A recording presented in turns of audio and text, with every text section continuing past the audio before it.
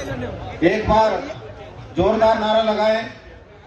मैं मंच की गतिविधियों को देख के व्यथित हूं। 2011 से मैंने भी 2021 तक मंच संभाला था, लेकिन इस प्रकार की गतिविधि मैंने कभी नहीं देखी आज तक जीवन में।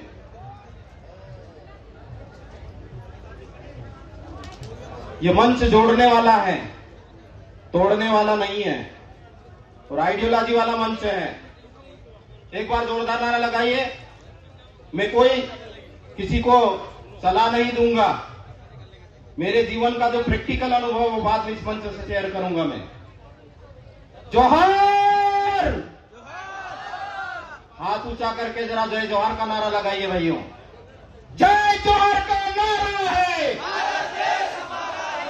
उधर तक आवाज आना चाहिए। जय जोहार का नारा है। जब भारत देश हमारा है तो रक्षा की जवाबदारी भी हमारी है। भारत देश की रक्षा कौन करेगा? हम करेंगे, हम करेंगे। भारत देश की रक्षा कौन करेगा? हम करेंगे, हम करेंगे। शुक्रिया। आज दिन भर हमने पूरे वक्ताओं को सुना। हम उसी तल्लीनता के साथ में, सब्र के साथ में बात सुनते हैं जिस तल्लीनता के साथ में मंच पे कभी रहा करते थे। जब मंच पे थे तब भी पानी पेशाब के लिए कभी नहीं गए, और मंच के सामने कभी भी पानी पेशाब के लिए कभी बाहर नहीं गए, क्योंकि हमारा इस मंच का सम्मान है। हम सिर्फ बोलने नहीं आते हैं, हम सुनने के लिए आते हैं। और जिस दिन आदिवासी समाज में सुनने की क्षमता का निर्माण हो जाएगा, उस दिन आंदोलन उठ खड़ा होगा।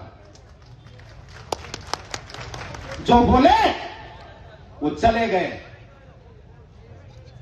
जो लड़े वो यहां बचे हैं, जो छल गए वो पंडाल में मौजूद हैं।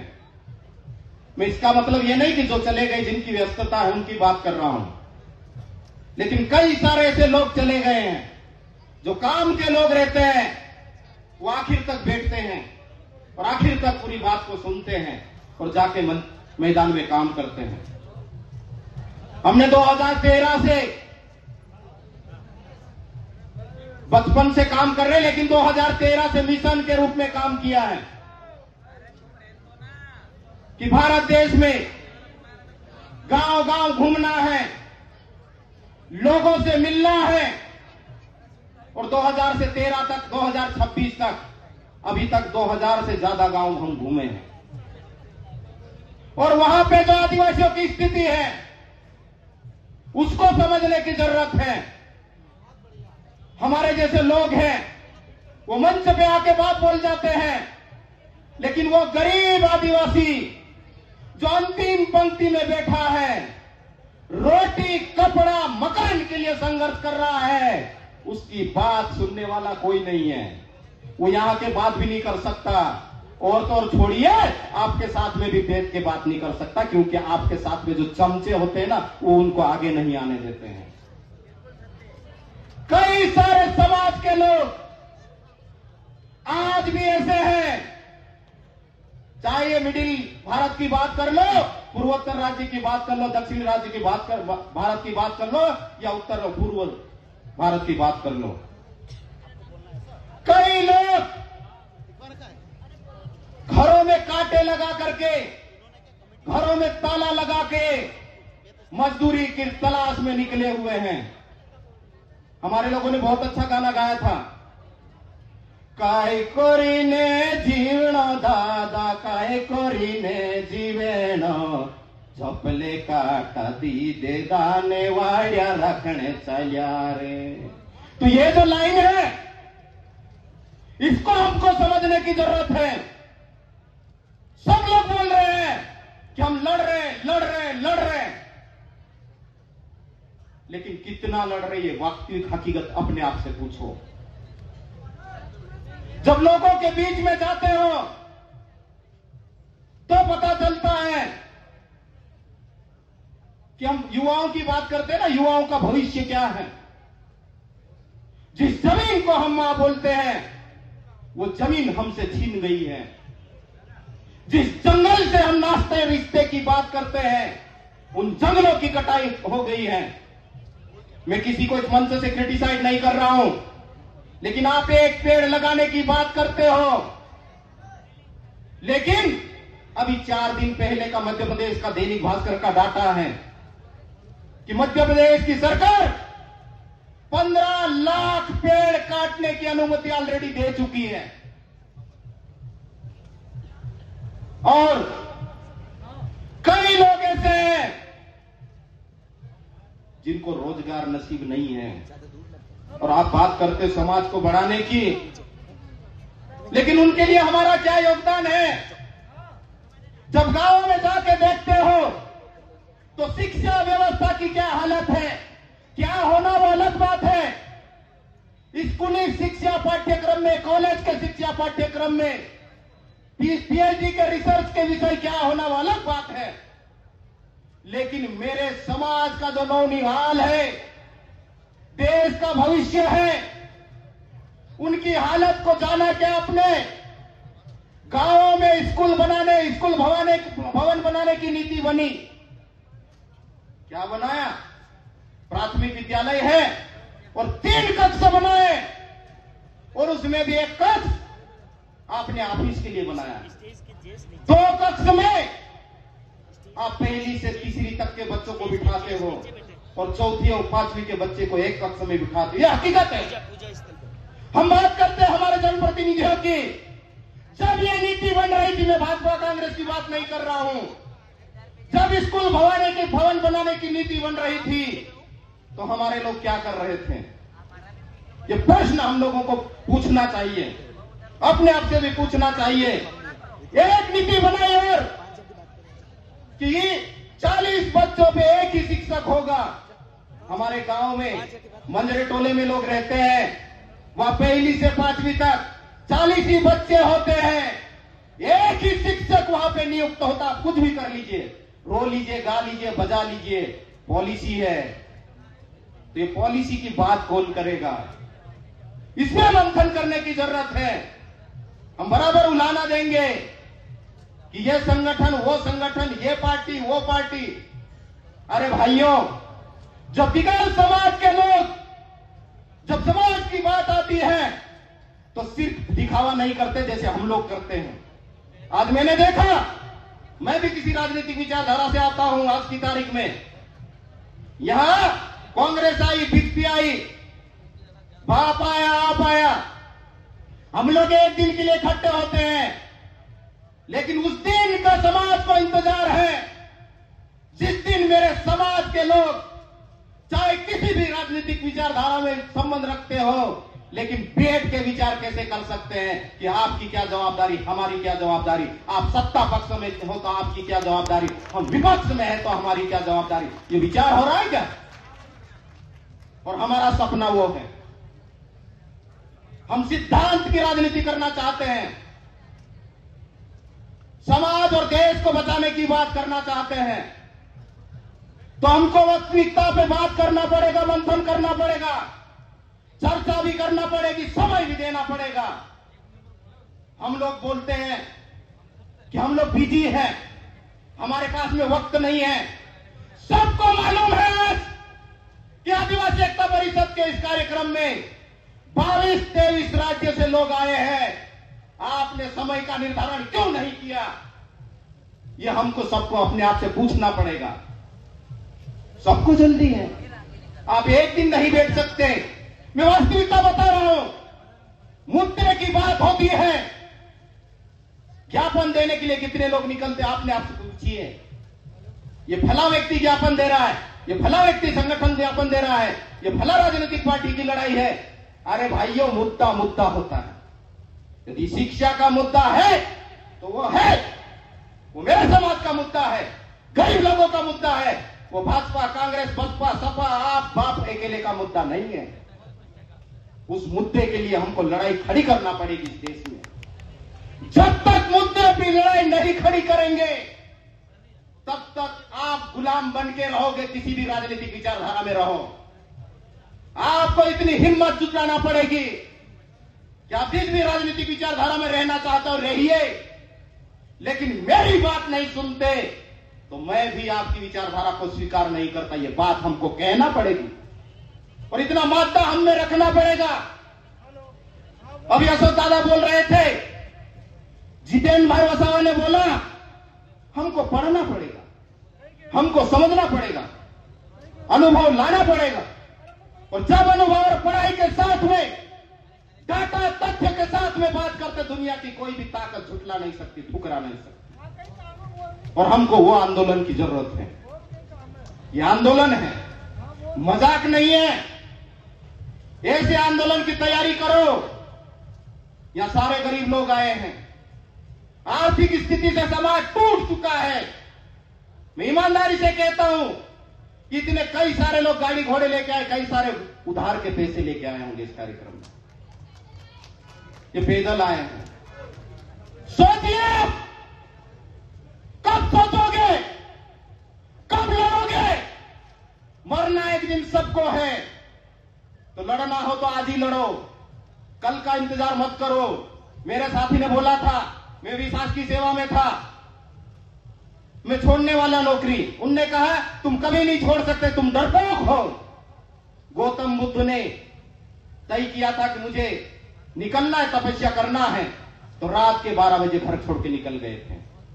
ऐसे डिसीजन लेना पड़ता है, तब जाके टैंकिया बिरसा रेंगू कोरकू को लोग याद कर रहे हैं। ऐसे ये कोई याद नहीं करता है। सिर्फ मंच पे आके भाषण दे दिए और चले गए, वाहवाही कर ली, तालियां बजवा ली। नहीं मेरे साथियों, समाज बहुत बेसब्री से इंतजार कर रहा है। सबको आशा है कि मेरे समाज के संगठन, मेरे समाज के नेतागण, हम गरीबों की लड़ाई लड़ेंगे, दिल फिरेंगे, हमारे भी स्वास्थ्य की स्थिति अच्छी होगी, शिक्षा की स्थिति अच्छी होगी, रोजगार के साधन मिलेंगे। आप देख लीजिए, युवा भटक रहा है। कौन से समाज की बात कर रहे हैं आप यारों? गांव में रोजगार नहीं है, सब लोग नंबर 2 के धंधे में की तरफ बढ़ रहे हैं, जिसमें समाज बर्बाद हो रहा है। मेरा समाज स्वावलंबी था, जो किसी पे आश्रित नहीं हुआ करता था। आज कई जगह पे गलत चीजें हम लोगों को देखने को मिल रही है। कौन रोकेगा? कौन लेगा जवाबदारी? संख्या अपने से 1 से चालू करो, फिर 1000, 1 लाख, 2 लाख करोड़ की बात करो। लड़ाई अपने घर से। बिरसा ने लड़ाई दूसरे के घर से नहीं की, टंकिया ने दूसरे के घर से लड़ाई नहीं की, जयपाल जी ने दूसरे के घर से लड़ाई नहीं की, खुद से लड़ाई चालू की थी। तब जाके लाखों लोग उनके साथ में जुड़े थे। तो साथियों, मैं कहना चाहता हूं कि आप जिस भी रूप में रहिए, जिस भी संगठन में रहिए, आपका स्वागत है। लेकिन जहां जो आचार संहिता होना चाहिए, उस आचार संहिता का पालन करना पड़ेगा। आपका जो मकसद है, आपका कोई ऐसा मकसद है, तो उसके लिए अलग प्लेटफॉर्म है, अलग बात करने का अवसर ढूंढिए। ये जो लोग इकट्ठे हुए हैं ना, बड़े मुश्किल से इकट्ठे हुए हैं। कई लोगों के खून पसीना एक हुआ है, कई लोगों के परिवार बर्बाद हुए हैं, कई लोग झोली टांग के निकले इस समाज में, तब जाके लोग इकट्ठे हुए हैं। ऐसे कोई इकट्ठा नहीं होता है। एक समय ऐसा था, लोग बोलते थे कि आदिवासी एकता परिषद नाचने गाने वाली है, संस्कृति करते हो, संस्कृति का खाना देगी। मैं कहता हूं, संस्कृति खाना देती, पीना भी देती है, और संस्कृति जिंदा भी रखती है। आप संस्कृति को छोड़ दीजिए। अभी एक मेरा भाई बोल रहा था कास्ट सर्टिफिकेट की बात। संस्कृति, परंपरा, इतिहास, इसको छोड़ दीजिए, आपका कास्ट सर्टिफिकेट नहीं मिलने वाला। तो साथियों, बात गंभीर है, बात भाषणों में नहीं है, बात चर्चाओं में नहीं है, बात लोगों में जनाधार खड़ा करने की है। और वो जनाधार मुद्दों पे, विचारधारा पे जो खड़ा होता वो स्थायी होता है। आप मुझे कुछ भी कर लीजिए, मैं दुनिया के किसी भी कोने में चले जाऊं, लेकिन आदिवासियत को ना भूल सकता ना छोड़ सकता। ये सब युवाओं में आना चाहिए। और जो युवा मिलता हूं मैं सबसे बात करते हैं, युवाओं में तो ताकत भी है, जुनून भी है, जज्बा भी है। लेकिन हमारे जो लीडरशिप करने वाले लोग हैं, चाहे आर्थिक हो, सामाजिक हो, राजनीतिक हो, सबको पुनर्मंथन करने की जरूरत है। हम जिस दिशा में आगे बढ़ रहे हैं, क्या वो दिशा सही है? यदि सही है तो ठीक है, यदि कोई सोचने की जरूरत है तो सोचिए। तो मैं आखिर में युवाओं से अपील करना चाहता हूं, बहनों से, माताओं से अपील करना चाहता हूं, आपने तो संघर्ष किया, आंदोलन को यहां तक लाए, आप यहां से संकल्प लीजिए कि हमारे इलाके में जाके शिक्षा को मुद्दा बनाएंगे। समाज के पास में इसके अलावा कोई जादू की छड़ी बची नहीं है कि समाज की दिशा और दशा बदल सके। जब शिक्षित होंगे, व्यवस्थित होंगे, नॉलेजेबल होंगे, तब आप विधानसभा में भी जाएंगे, लोकसभा में जाएंगे। लोकतांत्रिक प्रक्रिया। एक और बात स्पष्ट कर देना चाहता हूं इस मंच से कि हम लोग बोलते हैं कि समाज की बात करने वाला व्यक्ति राजनीति नहीं करना चाहिए। सच्चाई बोल रहा हूं इस मंच से मैं। सच्चाई बोलने के लिए हिम्मत भी चाहिए होती है। हम बोलते हैं कि समाज का काम करने वाला व्यक्ति राजनीति की बात नहीं करना चाहिए और राजनीति करने वाला व्यक्ति समाज की बात नहीं करना चाहिए। वाओ, कितना कंट्रोवर्शियल स्टेटमेंट है हम लोगों का। आपके बीच में से कोई तैयार हुआ, उसको जाने नहीं देना चाहते हैं, और दूसरा है उसके साथ में संवाद नहीं करना चाहते हैं, तो समस्या का समाधान कैसे होगा? ये देश संविधान से चल रहा है, ये देश लोकतांत्रिक मूल्यों से चल रहा है। लोकतांत्रिक व्यवस्था में हमारे ठीक लोग वहां जाना चाहिए, डिबेट होना चाहिए, चाहे विधानसभा की बात हो, चाहे लोकसभा की बात हो, और ये परिवर्तन धीरे धीरे हो रहा है। पर वो अकेले राजकुमार जैसे लोग या अकेले राजेंद्र मल्ल जैसे लोगों से नहीं होने वाला है। इसमें हमको खोज की जरूरत है, और ऐसी खोज चाहिए जैसे दूसरे समाज के लोगों को देखते हैं ना, हमारा मुद्दा नहीं मानेंगे तो विद्रोह करेंगे, और विद्रोह की भावना हमारे नेताओं में आना चाहिए। हम डरते हैं। कैसे डरते हैं? अरे मैं ये बात बोल दूंगा तो फलाने समाज का व्यक्ति वोट नहीं देगा। अरे हम तो लोकतांत्रिक मूल्य की बात कर रहे हैं। इस देश के संविधान ने यह व्यवस्था करी कि मेरे पास में आदिवासी का सर्टिफिकेट है, इसलिए पार्टी मुझे उस क्षेत्र से टिकट देगी।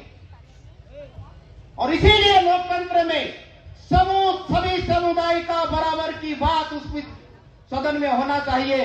आपको रिजर्वेशन मिला, लेकिन आप डरते हो। डरते कैसे हो? कि अगली बार टिकट नहीं मिलेगा, अगली बार सब मिलके हरा देंगे। अरे इस बात को याद रखो कि वो रिजर्व सीट है, आपको टिकट नहीं मिलेगी तो आपका भाई उस सीट से चुनाव लड़ेगा। लेकिन बात सच्चाई की होना चाहिए, तब जाके समाज की लड़ाई राजनीतिक रूप से ठीक से खड़ी हो पाएगी। डरो मत, लो आगे बढ़ो, समाज के इंतजार को ज्यादा लंबा मत खींचो। और यहां की परिस्थिति की बात कर रहा हूं, क्या हम क्या घास खा रहे हैं? क्या हम क्या रोकड़ी खा रहे हैं? क्या हमको समझ में नहीं आता। एक तरफ परमिशन नहीं देते हो और दूसरी तरफ प्रोटोकॉल जारी करते हो। वाह, देश की राजनीति, ये समझना पड़ेगा आप लोगों को। लकड़ी की बात करते हो। खाना खाने के लिए हम इकट्ठे नहीं हुए, कार्यक्रम के लिए इकट्ठे हुए। जीने के लिए खाना जरूरी है, इसलिए भोजन पकाना चाहते हैं। फॉरेस्ट डिपार्टमेंट के सारे ऑफिसरों को लगा दिया, हमारे लोगों को डरा दिया गया कि आपका ट्रैक्टर जब्त हो जाएगा, आपके नाम का प्रकरण बन जाएगा। अरे, और दूसरी तरफ बोलते हैं कि हम आपकी मदद करेंगे। ऐसी मदद दिखावे की, भुलावे की, छलावे की, यह आदिवासी समाज नहीं चाहता। यदि बात करना है तो फ्रंट पे आके बात करो। मैं स्थानीय प्रशासन की बात कर रहा हूं, मध्य प्रदेश सरकार की भी बात कर रहा हूं मैं, क्या आप इस तरह के पॉलिटिक्स आदिवासियों के साथ में करना बंद कीजिए। आदिवासी समाज का युवा जाग चुका है, आने वाले समय में उलगुलाल करेगा, क्रांति करेगा। बिरसा के अधूरे सपने को पूरा करने के लिए मेरे आदिवासी समाज के युवा रोड पे आएंगे। जयपाल सिंह मुंडा जी के अधूरे सपने को पूरा करने के लिए इस देश के संविधान में जब तक जनजाति शब्द के स्थान पे आदिवासी शब्द प्रतिस्थापित नहीं हो जाता, तब तक ये आदिवासी समाज का युवा लड़ेगा। और जब तक जो आदिवासी सलाहकार परिषद है उसमें गैर आदिवासी को मुख्यमंत्री उसका अध्यक्ष बनाने की परंपरा बंद नहीं करोगे, तब तक आदिवासी समाज का युवा रोड पे उतरेगा। ये लड़ाई है, लड़ाई और मुद्दे को समझिए। ये लड़ाई मेरे बोल देने से नहीं होगी। मैं सम्मान करता हूं संचालन समिति का, मंच का भी। बोलना बहुत कुछ है, लेकिन नहीं, हम आचार संहिता में विश्वास करते हैं, अनुशासन में विश्वास करते हैं। लेकिन यहां से जाने के बाद में मेरे यारों, मेरी माताओं, मेरी बहनों, शपथ लो, अपने हिस्से की जवाबदारी पूरी करो और फिर सलाह देना, फिर मीटिंगों में आके डायरी भरना। नहीं तो एक मीटिंग में आना, डायरी भर के घर चले जाना, दूसरी मीटिंग में क्या है प्रगति रिपोर्ट आपकी? मेरे पास में 7-7, 10-10 डायरिया भरी हुई है। यदि मैं एनालिसिस करता हूं तो बहुत दुख होता है, हम बहुत पीछे चल रहे हैं दूसरे समाज की तुलना में। दूसरा समाज बहुत आगे है। आज से 5000 साल पहले अपनी पीढ़ियों की व्यवस्था कर चुका है और आने वाले न जाने कितने हजारों साल तक उनकी व्यवस्था चलती रहेगी। लेकिन हम लोगों ने अपने समाज के लिए क्या व्यवस्था बनाई? तो अपील के साथ मैं अपनी बात को खत्म कर रहा हूं। शिक्षा सुधार को लेके आप लोगों को अपने अपने गांव में कमेटी का गठन करना है। हमारे आस्था और श्रद्धा के केंद्रों को बचाने के लिए मेरे समाज के युवाओं, हमारे जैसे देश का बॉर्डर है, राज्य का बॉर्डर है, डिस्ट्रिक्ट का बॉर्डर है, वैसे मेरे गांव का भी बॉर्डर है। हमारे इलाके में इसको गांव काकड़ बोलते हैं, आपके इलाके में कुछ और बोलते हैं। उसकी जानकारी लो। बाप देव, बूढ़ा देव, बड़ा देव, इसमें जाना चालू करो। अपनी मूल भाषा में बात करना चालू करो। अपनी परंपरा, इतिहास, रस्म, त्योहारों में अपने बच्चों सहित पढ़े लिखे लोग शामिल होना चालू करो, तब परिवर्तन आएगा। तुम यहाँ के बड़ी बड़ी बात करते हो, लेकिन रियल में अपने घर में अपने बच्चों से अपनी मूल भाषा में, मातृभाषा में बात नहीं करते हो। आप यहाँ के बात करते हो, लेकिन अपने समाज के तीज, त्योहार, परंपरा में अपने बच्चों सहित शामिल नहीं होते हो। ये दोगलापन है समाज के साथ में। तो मैं अपनी बात को यही खत्म कर रहा हूँ। बार बार आ रहे हैं, बहुत आपका स्वागत, अभिनंदन है। नारे की झनकार अच्छी होना चाहिए ताकि मुझे लगे कि मेरा जो त्याग होता। देखो, आंदोलन, बदलाव अशोक दादा जैसे लोगों से होते हैं,